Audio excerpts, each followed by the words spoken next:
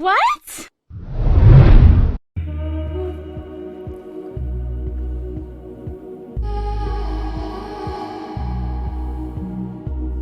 L'idée elle est bien saugrenue à tel point qu'on me traitait de fou, de malade au départ.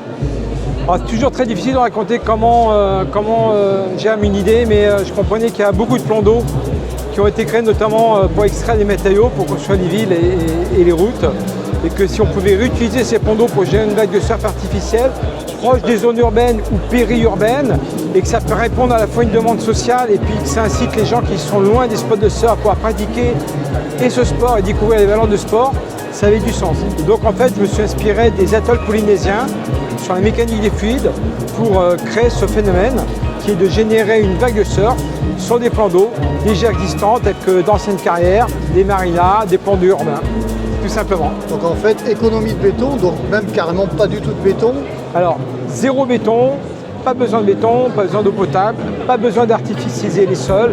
Ça se démonte facilement. Sous-entendu, on n'impacte pas à vitam aeternam les sites naturels et très économe en énergie. Quand je dis très économe en énergie, une installation comme celle qu'on va ouvrir au Futuroscope, la puissance nécessaire, ce qu'on appelle la puissance nominale, c'est 2 à 3 fois moins puissant qu'une Tesla Model 3, il y a l'entrée de gamme de chez Tesla. Mais on voulait être encore plus ambitieux. Là, c'est comme on limite son impact sur l'environnement.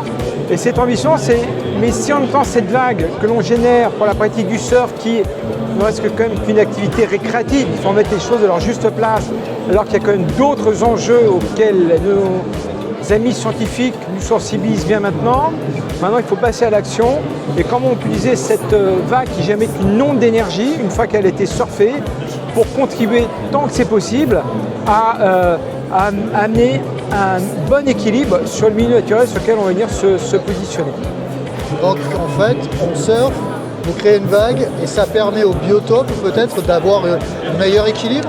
Alors on génère la vague, elle est surfée et après on va utiliser la dynamique de la vague à la fois pour travailler sur la qualité des eaux. Il faut savoir qu'aujourd'hui 80% des plans d'eau en France, mais pas qu'en France, sont victimes de trophisation. Alors le possible qui ne savent pas ce que c'est une asphyxie des plans d'eau due au développement des cyanobactéries, et ces cyanures se développent à la fois à cause du réchauffement climatique, mais également à cause des nutriments qu'elles trouvent dans les engrais qu'on trouve épandus. C'est un peu le même phénomène que les fameuses algues vertes en Bretagne. Et donc l'idée, c'est, et la nuit, ces cyanures, elles absorbent l'oxygène du plan d'eau, donc elles l'asphyxient. Donc l'idée, c'est déjà utiliser le brassage de la vague pour ramener l'oxygène à un certain taux normal dans le plan d'eau, premier point. 2, voir comment on peut récupérer une partie de ces cyanobactéries pour diminuer leur niveau dans le milieu. Et 3e point, c'est ce qu'on va expérimenter. Et si on va utiliser les limites de notre vague, et on ne va pas dire nous comment aujourd'hui, mais pour limiter leur développement sur ces plans d'eau. Ça, c'est au niveau de la qualité des eaux, c'est le milieu. Et le 2e aspect, on travaille avec des écologues et on va ajouter des fonctions écologiques autour de nos installations, notamment avec des nurseries à poissons, qui va permettre à des écologues de mettre des alevins si c'est nécessaire, ce n'est pas une obligation, c'est prendre du plan d'eau, pour permettre à ces alevins de pouvoir grandir à l'abri des prédateurs, et petits poissons deviennent grands. Et après, nos installations, on ne coule pas de blocs de béton, on va créer des principes d'ancrage, comme des récifs artificiels, qui vont servir d'habitat à ces poissons plus tard, et qui vont également permettre d'ancrer nos installations sur le fond des plans d'eau. Qu'est-ce qu'on peut souhaiter à votre projet et à son développement ? Au-delà de... L'idée, c'est qu'on porte un projet, on fait du surf, on crée des destinations, c'est très très bien, mais on a une autre idée derrière.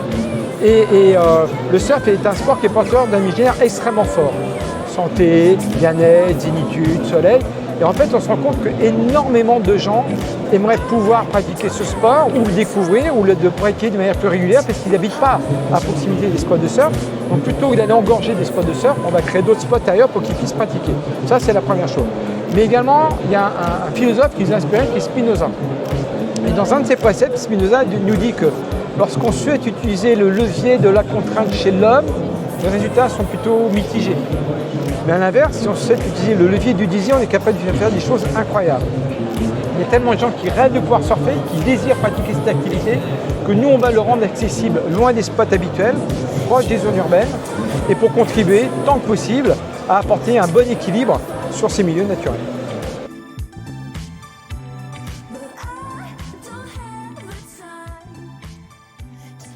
What?